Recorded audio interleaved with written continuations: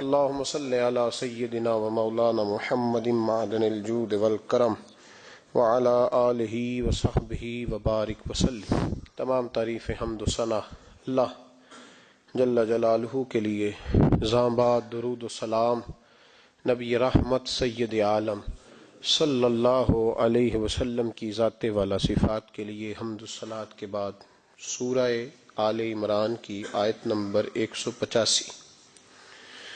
رب کریم نے فرمایا وَمَا الْحَيَاةُ الدُّنْيَا إِلَّا مَتَاعُ الْغُرُورِ، فرمایا یہ جو دنیا کی زندگی ہے یہ ساری دھوکہ ہے، نہیں ہے دنیا کی زندگی مگر ایک دھوکہ۔ دنیا بنانے والا خود فرما رہا ہے، بنانے والا کہہ رہا ہے دھوکہ ہے۔ دنیا کو اللہ تعالیٰ نے عمل کی جگہ بنایا ہے، دار الاسباب بنایا ہے، نیکی کرنے بھیجا ہے، حقوق العباد ادا کرنے ہمیں بھیجا ہے، یہاں بیٹھ کر اپنی جنت کی تیاری کرنے کے لیے بھیجا ہے، دوزخ کی آگ کو ٹھنڈا کرنے کے لیے بھیجا ہے۔ یہ جو مزاج امت مسلمہ نے اپنایا ہے کہ دنیا جمع کرنا، دولت اکٹھی کرنا، اپنی زندگی کی دوڑ پیسوں سے شروع کرنا اور پیسوں پہ ختم کرنا، اس کو پسند نہیں کیا نہ اللہ نے نہ اللہ کے رسول صلی اللہ علیہ وسلم۔ رزق حلال کمانے کو عبادت کہا، لیکن مقصود رزق حلال نہیں، مقصود اللہ کی ذات ہے، مقصود اللہ کے رسول صلی اللہ علیہ وسلم کی ذات ہے۔ ہمارے ہاں بڑی ترتیب کے ساتھ یہ چیز نسل در نسل منتقل ہو رہی ہے کہ پیسہ کیسے جمع کرنا ہے۔ بچہ بڑا سیٹ ہے جی، کس طرح سیٹ ہے؟ کہتے ہیں ڈھیر سارے پیسے کماتا ہے، امپورٹ ایکسپورٹ کا بزنس ہے، مال بھیجتا بھی ہے، منگاتا بھی ہے، بڑا سیٹ ہے۔ تو بچے سے پوچھا بیٹے تیرا کیا حال ہے، تو سیٹ ہے؟ کہتا بڑی تکلیف میں ہوں، سوتا بھی ہوں تو کانوں میں فون کی گھنٹیاں بجتی رہتی، آزمائش کا شکار ہوں، صبح و شام تکلیفوں میں وقت بیتتا ہے۔ یہ کس طرح کا سیٹ ہے بچہ؟ ہماری منصوبہ بندی ہوتی ہے کہ بچے کو ایسی جگہ لگانا ہے جہاں سے وہ جھاڑو کے ساتھ پیسے اکٹھے کر سکے۔ کیسے وہ سیٹ ہوگا؟ کس طرح کر کے نظام چلے گا؟ رزق حلال کمانے کو حضور صلی اللہ علیہ وسلم نے عبادت کا درجہ دیا ہے۔ نبی پاک صلی اللہ علیہ وسلم نے حقوق العباد ادا کرنے کو بھی اللہ کے قرب کا ذریعہ بنایا ہے، پر میں نے عرض کی کہ یہ تو صرف منزل نہیں ہے، یہ تو راستہ ہے، یہ تو سفر ہے۔ جو لوگ سفر کوئی منزل بنا لیتے ہیں وہ نادان ہوتے ہیں۔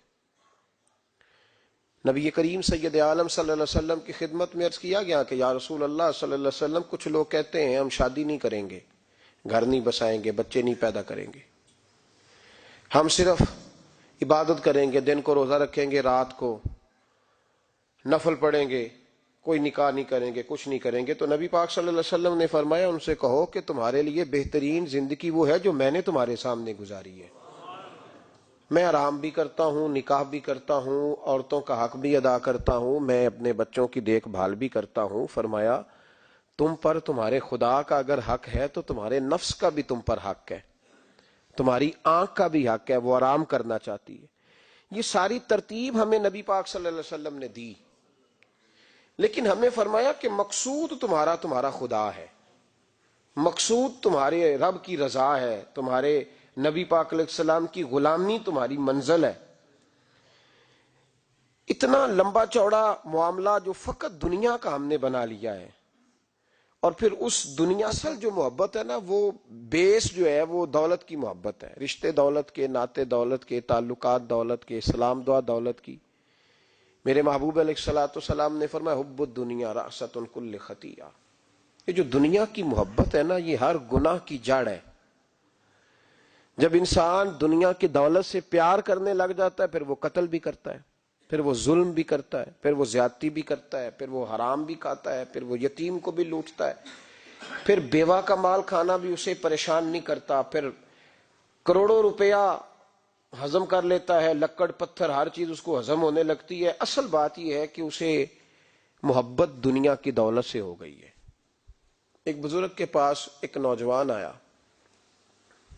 اس نے کہا حضرت جی میرا نماز میں دل نہیں لگتا۔ تو بزرگ فرمانے لگے تیرا مسئلہ اصل یہ نہیں، تیرا مسئلہ اور ہے۔ نے کہا حضور سمجھا دیں۔ تو وہ فرمانے لگے کچھ بندے ایسے ہیں جو تمہیں ٹیلی فون کرتے ہیں اور تم ان کا فون نہیں اٹھاتے، اور کچھ ایسے ہیں جن کو تم دن میں خود 3 دفعہ فون کر کے حال پوچھتے ہو۔ حضور کیا مطلب؟ فرمانے لگے جس سے پیار نہیں نا، اس سے اظہار بیزاری ہے تو اس کا فون بجتا رہے تو کہتے ہیں میں تھا نہیں، میں موجود نہیں تھا، فون چارجنگ پہ تھا، گھر چھوڑ گیا تھا، بہانہ ہے۔ اور جس سے محبت ہے اس کو ٹیلی فون کر کے کہتے ہیں آپ پریشان تو نہیں ہوتے، بس میرا سلام لینے کو دل کر رہا تھا۔ فرمانے لگے کہ تیرا اصل مسئلہ یہ ہے کہ تو نے محبت نہیں کی اللہ رسول سے۔ اگر تیرا خدا رسول سے پیار ہوتا تو یہ جملہ کیسے آتا کہ نماز کو دل نہیں کرتا؟ پھر تو تیرا تہجد کو بھی دل کرتا، پھر تو تیرا ہر وقت قرآن پاک سینے سے چمٹائے رکھنے کو دل کرتا، اس لیے کہ تیرا مقصود اللہ کی ذات ہوتی۔ کیونکہ مقصود دنیا داری ہے، مقصود دولت بنا لیا معاذ اللہ، مقصود ایک رنگ بنا لیا ہے، اس کا نقصان قوم اٹھا رہی ہے۔ نقصان رشتوں میں، نعتوں میں حسن نہیں رہا، پیار نہیں رہا، ترتیب نہیں رہی۔ ایک ناروے سے دوست نے فون کیا، مجھے کہنے لگے آپ بڑی تقریریں کرتے ہیں، کوئی ہمارے حق میں بھی کر دو۔ تو میں نے کہا کہ آپ کو کیا ہے؟ کہنے لگے آپ پردیسیوں کی مجبوریاں نہیں سمجھتے۔ میں نے کہا کیا ہوا؟ کہنے لگے حضرت جی شکوہ ہے کہ ہمارے اپنے ہمیں جب بھی فون کرتے ہیں وہ یہ نہیں پوچھتے کہ شام کا کھانا کھایا ہے کہ نہیں کھایا، وہ کہتے ہیں وہ شادی آ گئی ہے تو جلدی کرو، پیسے بھیج دو، فٹافٹ کرو۔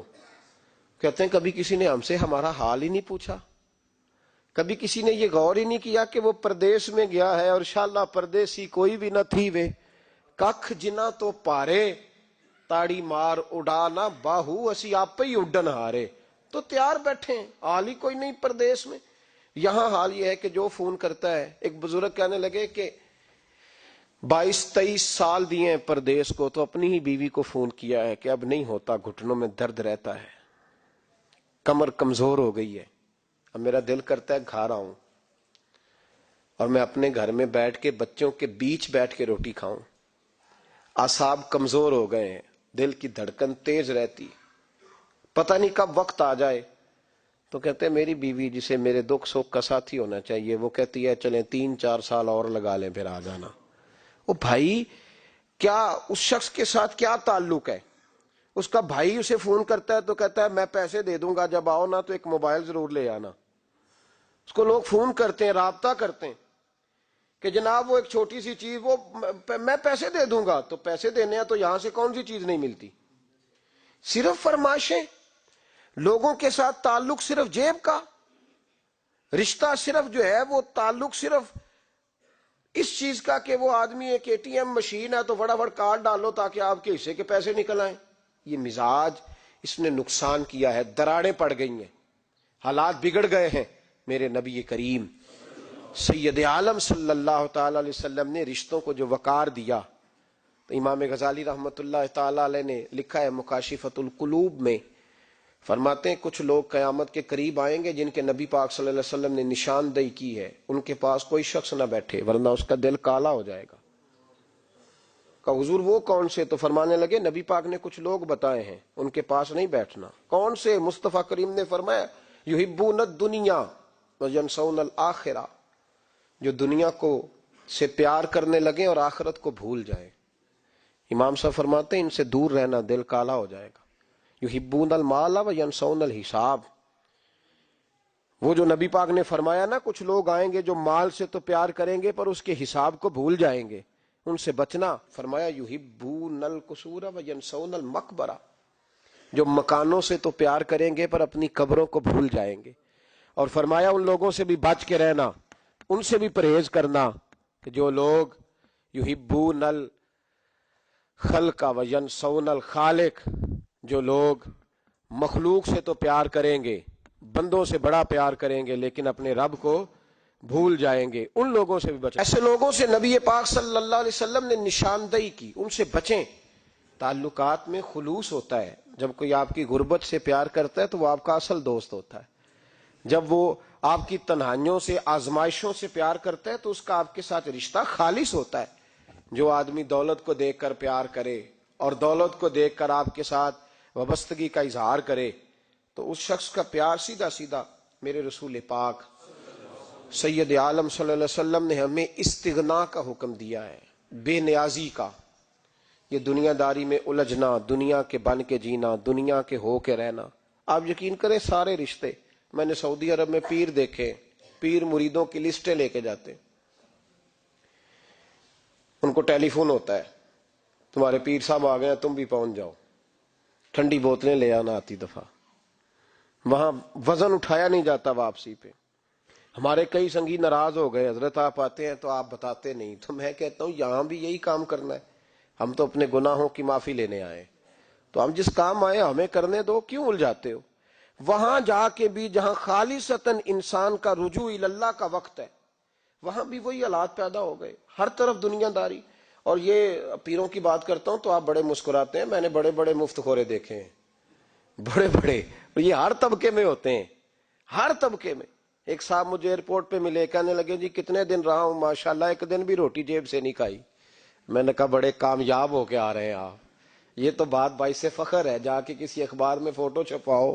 کہنے لگے جی بڑے دوست، بڑے سنگی، بڑے بد، کوئی ادھر سے کوئی چیز لے کے آ رہا ہے ادھر سے. تو میں نے کہا یہ کوئی فخر والی بات ہے، کوئی بتانے والی بات ہے؟ تلک کی بڑا ہے جی.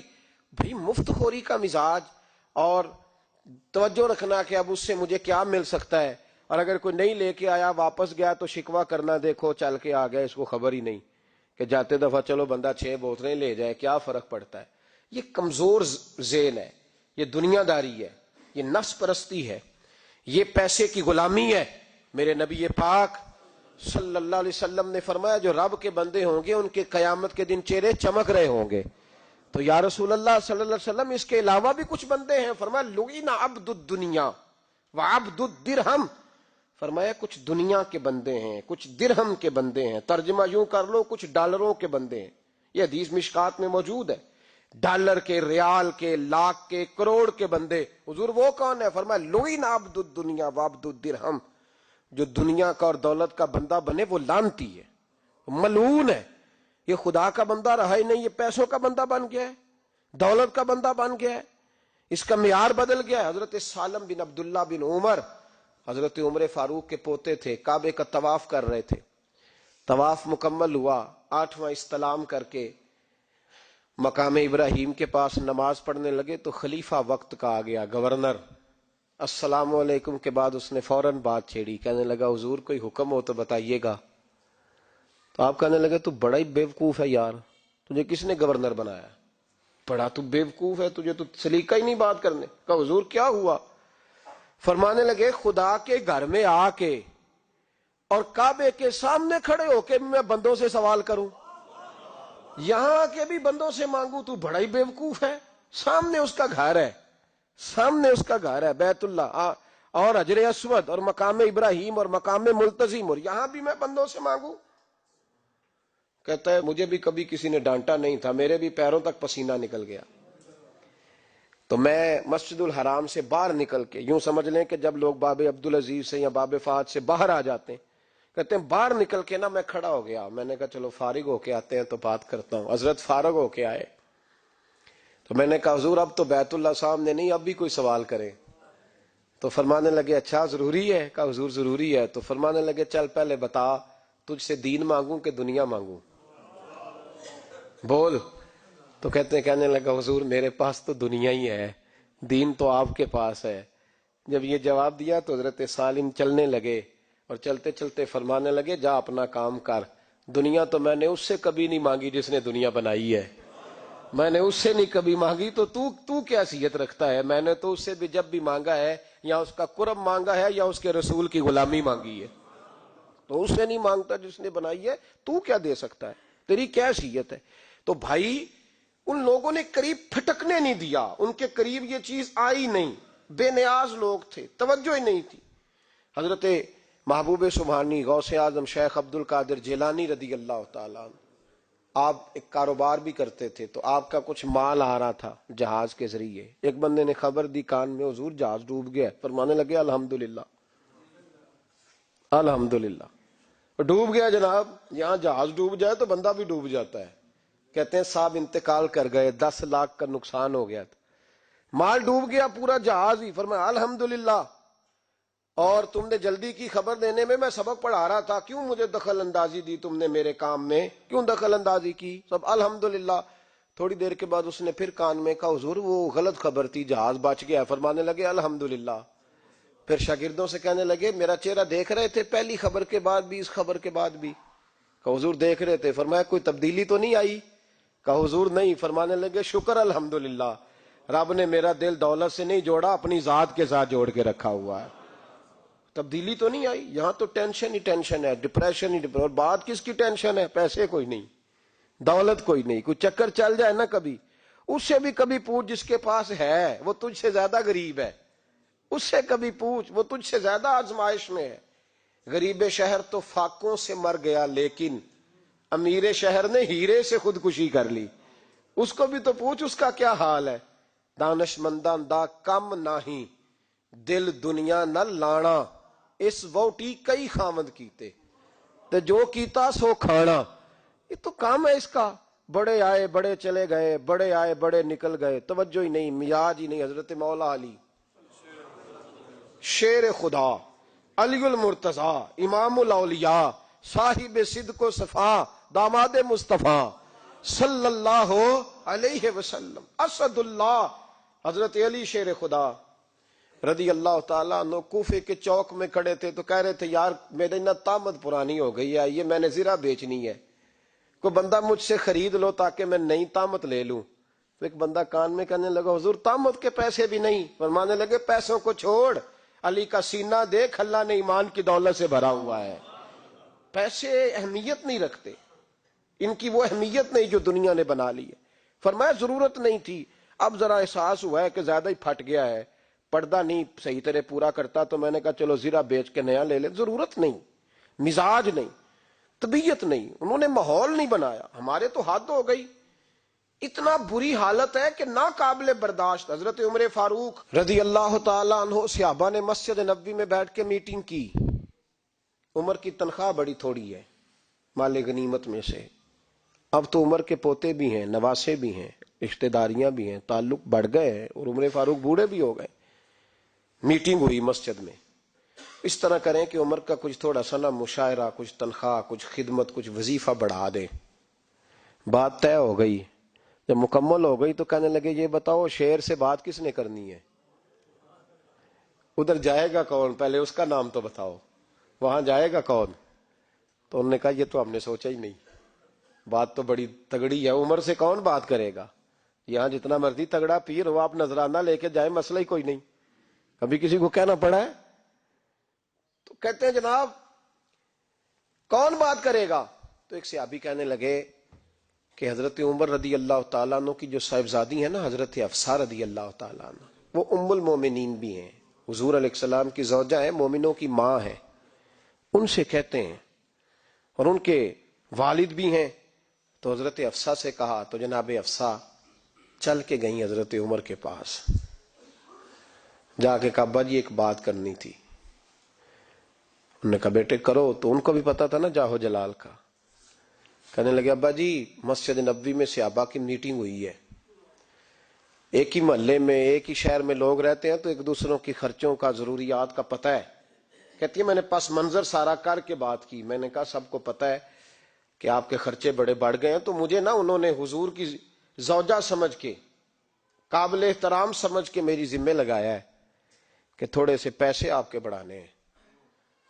تو حضرت عمر فاروق رضی اللہ تعالیٰ عنہ کی صاحبزادی کہتے ہیں عمر کو اتنا جلال آیا کہ اٹھ کے کھڑے ہو گئے، کہنے لگے حفصہ ان لوگوں کے نام بتا، میں انہیں دروں سے ماروں گا، اور اس طرح ماروں گا کہ ان کی کمر پہ نشان پڑے، ان کی کمروں پہ نشان پڑے، اس انداز میں درے ماروں گا کہ مجھے زخم نظر آئے۔ کہا ابا جی اتنا جلال کس بات کا، سادی سی بات ہے۔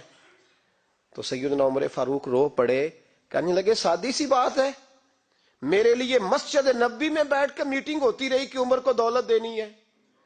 لوگوں نے یہ مجھے سمجھ لیا ہے, مسجد نبوی میں بیٹھ کر میرے لیے یہ میٹنگ ہوتی رہی کہ عمر کو پیسے دینے ہیں, اس کو دولت کے ساتھ ہم نے نواز رہے. مسجد نبوی میں میرے لیے کس کو یہ جرت ہوئی؟ فرمائے حفصہ کاش کہ تو میرے پاس پیغام لے کے نہ آتی, کوئی اور آتا اور پھر میں اسے دروں سے مارتا. حضرت حفصہ کہتی ہے میں خاموش ہوئی تو میری طرف دیکھ کے فرمانے لگے بتا نا, تو نبی پاک کے گھر میں رہتی تھی, میرے مصطفیٰ کا طریقہ کیا تھا, کرنا بات اس طریقے پہ میرے ساتھ گفتگو کر. تو حضرت حفصہ کہتی میں رو پڑی. میں نے کہا ابا جی غلطی ہو گئی, آئندہ نہیں کروں گی. بھائی معیار بنایا ہوا تھا. آپ یقین کریں ہمارے تعلقات آپ شادی پہ دیکھ لیں, جو غریب رشتہ دار ہے اسے کون بنانے جاتا ہے, لیکن ساری برادری کٹھی اس کے دروازے پہ بیٹھی ہے, جس نے آنا ہے تو کچھ لے کے آنا ہے. ہر چیز دولت میں تلے گی, معیار ہی دولت بن گیا ہے, مقصود ہی دولت بن گیا ہے. اس پیسے نے, اس دنیا داری نے, دنیا دار پجاری زردے کتیاں دے گل ٹلی ہو, اتنا سخت رویہ لوگوں نے اپنا لیا. رشتوں کا تقدس نہیں رہا. ایک مجلس میں نے ایسا رنگ بھی دیکھا, ایک ایسا شخص جسے میں ذاتی طور پہ جانتا ہوں کہ عالم بھی ہے, پرہیزگار بھی ہے, نیک بھی ہے, وہ بھی بیٹھا تھا اور اس کے ساتھ ایک سیٹھ بھی بیٹھا تھا. لیکن جو لوگوں کا عقیدت کا رشتہ اس درویش کے ساتھ ہونا چاہیے تھا وہ سیٹھ کے ساتھ تھا. تو میں غور کر رہا تھا کہ یار قوم کا ذہن کس طرح کا ہو گیا. صرف اس کے ہاتھ میں پیسے, صرف دولت مند ہے, اس آدمی کی درویشی بھی گئی, علم بھی گیا, تقوی بھی گیا, صرف پیسے ہیں نہیں ہے اس کے پاس, تو وہ کونے میں لگا ہوا ہے اور اس سے لوگ بچ بچ کے سلام. اور میں کہا کرتا ہوں عقیدت کا پتہ چلتا ہی تب ہے جب اجتماع ہوتا ہے. اکیلے درویش بیٹھے ہیں تو سب جھک کے سلام لیتے ہیں, اور جب وہ 2 MNA کے بیچ, 3 MPA کے بیچ, 5-7 سیٹھوں کے بیچ بیٹھے گا, پھر تیری عقیدت کا پتہ چلے گا. پھر پتہ چلے گا تیرا اللہ کے بندے سے رشتہ کس طرح کا ہے اور دولت کے بندے کے ساتھ رشتہ کس طرح کا. ہمارے رویوں کے اندر یہ فرق ہے کہ ہم اس وقت آدمی کو تولتے ہیں کہ اس کے پاس دولت کس طرح کی ہے. وقت کے امیر تھے حضرت عمر بن عبدالعزیز. توجہ ہے میری بات پر؟ حضرت عمر بن عبدالعزیز بادشاہ تھے. اب ہم لوگوں نے بھی بچوں کا بہانہ لگایا ہوا ہے نا, بس جی وہ میں چاہتا ہوں بچوں کا کچھ بن جائے, تو بچے بالغ ہو گئے تو کرا نا رجسٹریاں ان کے نام, فارغ ہو جاؤ, آ جاؤ مسجد میں چھوڑو. لیکن پھر بھی کنجیاں دینے کو دل نہیں کرتا. پھر بھی بابا جی کی پیالیوں سے مرنے کے بعد پیسے نکلتے ہیں, پھر بھی ان کے تکیے کے بیچ سے بھی کچھ وہ نوٹ نکل آتے ہیں جو اب چلتے بھی نہیں. گزر گیا زمانہ, جو لگتے ہی نہیں. بزرگ ناراض نہ ہو جائیں, لیکن جو بات کر رہا ہوں بہرحال اس کے پیچھے کچھ پس منظر ہے.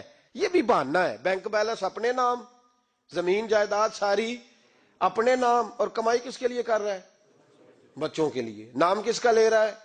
بچوں کا. یہ کس طرح کا بچوں؟ بہانہ نہ لگاؤ, صاف کہو کہ اپنے لیے کما رہا ہوں. صاف کہو, کیوں بچوں کا نام لیتے ہو جب ہر چیز کی کنجی تو رکھی ہوئی ہے باندھ کے اپنے ساتھ. حضرت عمر بن عبدالعزیز بادشاہ تھے. آواز دی, گھر میں بیٹھے, بیٹی پانی کا پیالہ تو لاؤ. بیٹی خاموش ہو گئی. ساتھ والا کمرہ بیٹی کا. پھر آواز دی, بیٹے سن رہی ہو؟ کہ ابا جی سن رہی ہوں, پانی کا پیالہ دینا. بیٹی خاموش ہو گئی. تیسری آواز دی تو زوجہ پانی لے کے آ گئی. نے کہا حضور پانی. حضرت عمر بن عبدالعزیز کو غصہ آیا, کہنے لگے بچے کس لیے ہیں, وہ خود کیوں نہیں آئی؟ اب اتنی نافرمان ہو گئی ہے کہ ایک پیالہ پانی کا باپ کو نہیں دے سکتی, کیوں نہیں آئی؟ تو زوجہ کہنے لگی چلیں درگزر کریں. اس نے کہا ابا کو نہیں بتانا, پی لیں. کیوں نہیں بتانا؟ بتاؤ کیوں نہیں آئی؟ میں نے اس کو پکارا تھا, تمہیں پکارتا تو تم آتی, تمہیں بتانا پڑے گا. جب بات ذرا آگے بڑھی تو ماں تھی نا, بات بیٹی کی تھی, تو اماں رو پڑی, آنکھوں میں آنسو آئے. کہا کیوں روئی ہو؟ کہنے لگی بیٹی کا پجامہ پھٹ گیا, دوسرا ہے نہیں, اور آپ لے کے بھی نہیں دیتے. کمرے میں بیٹھ کے تو پجامہ سی رہی ہے, تو کہہ رہی تھی ابا کو بتانا نا, انہیں تکلیف ہوگی. تو وہ اس کے پاس دوسرا ہوتا تو آ جاتی, ایک ہی تھا, تو اس لیے نہیں آئی. حضرت عمر بن عبدالعزیز اٹھے, سر سجدے میں رکھا, کہنے لگے یا اللہ تیرا شکر ہے, تو نے میرے بچوں کو بقدر ضرورت روزی عطا فرمائی ہے. یا اللہ تیرا شکر ہے. ایک روایت میں نے پڑھی, کلیجہ منہ کو آیا, مصطفیٰ کریم بیٹھے تھے تو سیدہ عائشہ صدیقہ رضی اللہ تعالیٰ نے عرض کی یا رسول اللہ صلی اللہ علیہ وسلم وہ دیکھیں سیدہ فاطمہ آ گئی ہیں، وہ دیکھیں بی بی صاحبہ بغیر بتائے آ گئیں۔ حضرت فاطمہ الزہرا آئی تو حضور نے فرمایا فاطمہ بغیر اطلاع کے؟ حضور چھوٹا سا کام تھا۔ کیسے آئی ہو؟ تو بی بی صاحبہ نے نا عورتوں کا پلو ہوتا ہے نا چادر کا، پلو کھولا تو ایک روٹی بندھی ہوئی تھی، ایک روٹی چادر میں، یہاں لوگ زیور باندھتے ہیں، دولت باندھتے ہیں، ایک روٹی حضرت فاطمہ نے پلو میں باندھی، کھول کے پیش کی۔ کہا بیٹے یہ کیا ہے؟ کہا ابا جی کئی دنوں سے گھر میں روٹی نہیں پکی تھی، آج علی کچھ جون لائے تھے، پیسے ہیں، چند روٹیاں بنی ہیں، تو بچوں نے تو کھا لیا، تو میرے سامنے بھی ایک روٹی آئی تھی، میں نے لقمہ توڑا ہے تو مجھے خیال آیا پتہ نہیں مصطفیٰ نے کھایا ہے کہ نہیں کھایا، پتہ نہیں حضور نے روٹی کھائی ہے کہ نہیں، میں لے کے حاضر ہو گئی ہوں، مہربانی فرمائیں۔ تو فرمایا بیٹے بیٹھ جا۔ حضرت فاطمہ بھی بیٹھ گئی، سیدہ عائشہ کہتی ہیں حضور بھی بیٹھ گئے۔ فرمایا فاطمہ کتنے دنوں سے نہیں کھایا؟ عرض کی حضور 3 دن سے۔ فرمایا بیٹے میں نے 5 دن سے نہیں کھایا، آ جا۔ دونوں باپ بیٹی مل کے کھاتے ہیں، روٹی 2 حصوں میں حضور نے بانٹی، فرمایا چلا آدھی تو کھا آدھی میں کھاتا ہوں۔ حضرت فاطمہ نے لقمہ توڑ کے منہ میں رکھا تو رو پڑی، حضور 5 دن سے نہیں کھائی۔ فرمایا بیٹے چپ کر، ہمارا دنیا سے کیا تعلق، ایک پل رہ گیا ہے، بس اللہ پھر جنت کی ساری نعمتیں عطا فرما، رونے والی بات ہی نہیں ہے اس میں، بس ہمارا کیا تعلق، ایک پل ہے، پھر مالک بڑا کچھ عطا کرے گا۔ او بھائی جو کائنات کے مالک و مختار تھے، جو ابرو کا اشارہ کریں تو حضرت جبریل جنت کی نعمتیں لے کے آ جائیں، انہوں نے تو دنیا کی جانب توجہ ہی نہیں کی، ان کا تو خیال ہی نہیں آیا، دنیا ہی دنیا، دولت ہی دولت، ہر آدمی دولت کے ترازو میں تلنے لگا ہے۔ اب تو کلیجہ پھٹتا ہے، اب تو لوگ پوچھتے ہیں، اور میں کبھی کبھی بڑا مجبور ہوتا ہوں، آزمائش میں آ جاتا ہوں، لوگ کہتے ہیں جناب آپ سے کچھ قرآن کی آیات سننی ہے، آپ کتنے پیسے لیں گے؟ کچھ حدیثیں سننی ہیں، کیا اس کا معاوضہ ہوگا؟ آپ سے اس نبی کا نام سننا ہے جس کا آپ کھاتے ہیں، جس کے نام پر آپ نے عزتیں لی ہیں، ان کا نام سننا ہے، آپ کا ریٹ کتنا ہے، آپ کتنے میں بیچیں گے؟ وہ نعت جو غذا ہے وہ کتنے میں بکے گی؟ جب دنیا داری کا یہ حشر ہو جائے کہ وہ رسول اگر ان کا نام نہ رہے تو ہماری سانسیں ہی نہ چلیں، ان کا نام بھی جب اس طرح کمرشل کر کے لیا جائے اور اس طرح وہ چیزیں بھی ریٹ میں آ جائیں تو بھائی اس سے بڑی اور دنیا داری کیا ہوگی؟ میرے رسول کریم سید عالم نور مجسم صلی اللہ علیہ وسلم نے اس دنیا کو محبوب نہیں رکھا، کاری نہیں بنایا، ماحول ہی نہیں بنایا۔ حضرت عیسیٰ علیہ الصلوۃ والسلام کی 450 سال عمر، کتنی؟ 4.5 نہیں، میں نے کہا 450 سال حضرت عیسیٰ نے شادی نہیں کی، گاڑی نہیں بنایا، ایک پیالہ ہوتا تھا پانی پینے کا، ایک تکیہ ہوتا تھا۔ ایک دن ایک بندے کو دیکھا کہ وہ بازو کا تکیہ بنا کے سو رہا ہے تو حضرت عیسیٰ نے وہ تکیہ بھی خیرات کر دیا، کہنے لگے اس کے بغیر بھی کام چل جائے گا۔ ایک پیالہ تھا پانی پینے کا، ایک دن دیکھا ایک آدمی چلو میں پانی پی رہا تو وہ پیالہ بھی اللہ کے راستے میں دے دیا، کہنے لگے اس کے بغیر بھی کام چلتا ہے۔ کسی نے کہا نکاح کیوں نہیں کرتے، گھر کیوں نہیں بساتے؟ تو فرمانے لگے 450 سال تو عمر ہے، اللہ کو راضی کروں کہ گھر بساؤں، سجدے کروں یا میں دنیا داری کروں؟ بھائی اسلام نے آپ کے لیے سہولت کر دی، میرے لیے آسانی کر دی کہ تیرا بچے پالنا بھی عبادت ہے، تیرا گھر بار چلانا بھی دینداری ہے، لیکن مقصود نہ اس کو بنا، اس کو مقصود نہ بنا، دنیا داری میں اتنا الجھ نہ، بقدر ضرورت لے، اس طرح کا رویہ اختیار نہ کر۔ اور ایسا ہو سکتا ہے ابھی چند سال ہوئے مولانا عبدالستار خان نیازی علیہ رحمہ نے پردہ کیا، وفاقی وزیر رہا وہ شخص، زمانہ بتایا، پاکستان کی میلی سیاست کے اندر رہ کے وقت گزارا، لیکن جب ان کا جنازہ اٹھا تو ان کے اکاؤنٹ میں اتنے پیسے نہیں تھے کہ کفن کا کپڑا بھی خریدا جا سکے، کفن کے کپڑے کا بھی پیسہ نہیں تھا۔ او بھائی یہ لوگ ہیں یار، وفاقی درجے کا شخص ہو کے گزرے اور وزارتیں اس کے آگے پیچھے بھاگیں اور ہر الیکشن میں وہ بندہ ایم این اے کی سیٹ جیت جائے، اور پھر رخصتی کا وقت آئے تو اس کا حال یہ ہو کہ کوئی شخص کہے کہ چلو 250 اکاؤنٹ سے نکلا ہے تو باقی مجھ سے لے لو تاکہ کفن کا بندوبست ہو سکے. اس کا مطلب ہے کہ آج بھی یہ رنگ ہوتا ہے. اور وہ پگڑی تگڑی باندھتے تھے, سوٹ آلہ پہنتے تھے, تو لوگ کہتے تھے یہ کیوں کرتے ہو؟ فرماتے میں مصطفیٰ کا فقیر ہوں, لوگ تو نہ مجھے فقیر سمجھے, ایسا تو نہ ہو دنیا دینے لگ جائے کہ حضرت کے پاس پہننے کو کپڑا نہیں تو چلو کچھ دو. میں اپنے پردے اپنے اللہ کے ساتھ رکھنا چاہتا. بھائیو, ان لوگوں نے وقار کے ساتھ وقت گزارا. اس انداز سے تھوڑا باہر آؤ. اپنے ساتھ ہم نے اتنی زیادتی کر لی ہے, اتنا ظلم کر لیا کہ سوائے دولت کے, سوائے دنیا دار, خالص وہ روحانی سلسلہ طریقت کا, تصوف کا, وہ بھی سارا اسی. حضرت ابو الحسن خرقانی درویش تھے, محمود غزنوی بادشاہ وقت تھا, کہتا میں دعا کرانے گیا تو میں نے وہی سمجھا جو سب کے بارے میں سمجھا جاتا ہے. گفٹ پہلے لے گیا, میں نے کہا 2 تھیلیاں اشرفیوں کی لے جاتا ہوں, بابا دعا صحیح کر دے گا, نذرانہ نہیں سود ہے پیران حرم کا. تو کہتے ہیں 2 اشرفیوں کی تھیلیاں پہلے لے گیا کہ رکھوں گا تو بابا میرے حق میں نرم ہو جائے گا. میں نے وہ اب ذہن یہ بنا کے گیا تھا. حضرت اب کیا کر رہے ہیں؟ جمعے کا دن تھا تو کچھ سالکین طریقت مریدین جھاڑو لگا رہے تھے, تو سر میں کھجلی ہوئی تو پگڑی اتار کے ایک مرید سے کہنے لگے دیکھ کہیں جمعے تو نہیں پڑ گئی. تو ایک جمعے دیکھ رہا ہے, وہ کہتا ہے میں جمعے دیکھ رہا تھا, حضرت نے سر جھکایا ہوا تھا تو محمود غزنوی داخل ہو گیا. تو جو جمعے نکالنے والا کہنے لگا او ہو, فرمانے لگے کیا ہوا؟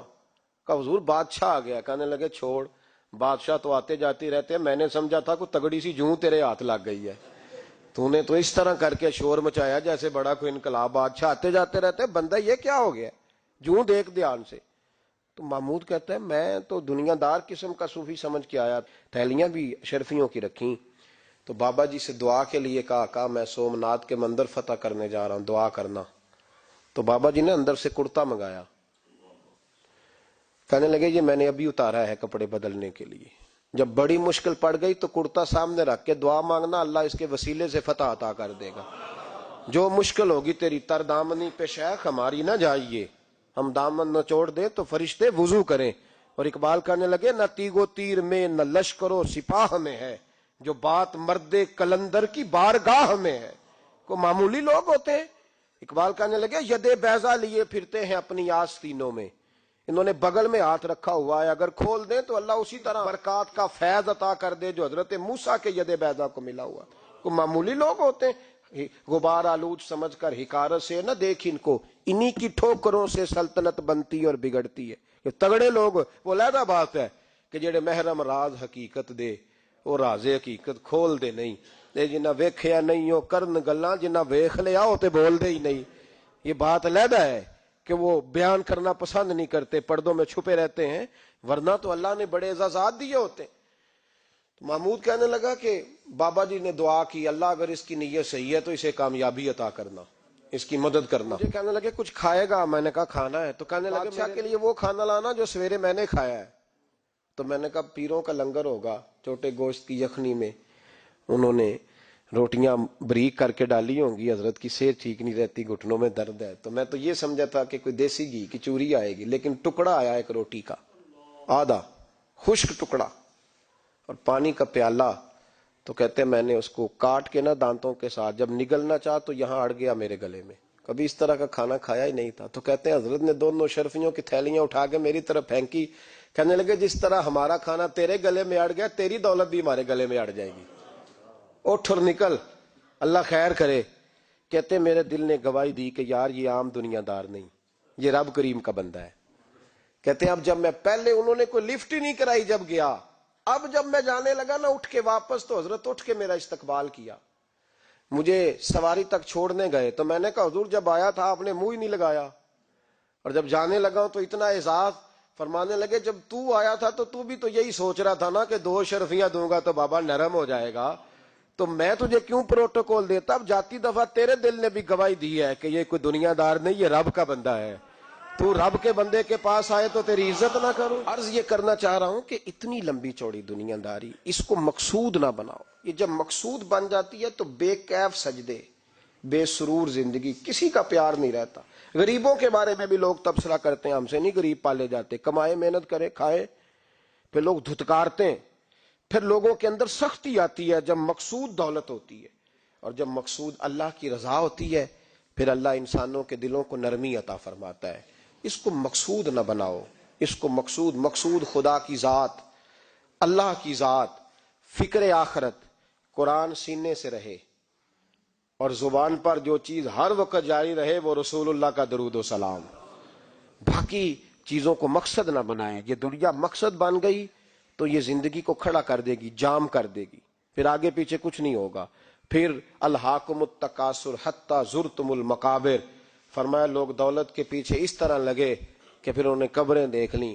میں کئی دفعہ کہا کرتا ہوں کہ لوگ مسجدوں میں تو نہیں آئے، قبروں میں چلے گئے، اتنے مصروف ہوئے کہ مسجد آنے کا ٹائم نہیں ملا اور وہ قبروں میں چلے گئے، نماز نہیں پڑھی، یہاں تک کہ ان کی نماز لوگوں نے پڑھ ڈالی۔ اتنا نہ دنیا داری کرو، اتنا نہ اس کو مقصود بناؤ، جتنی اس کی حد ہے اس کو اسی حد میں رکھو۔ اللہ محبوب پاک کا صدقہ سمجھ عطا فرمائے۔ آخر دعوانا ان الحمدللہ۔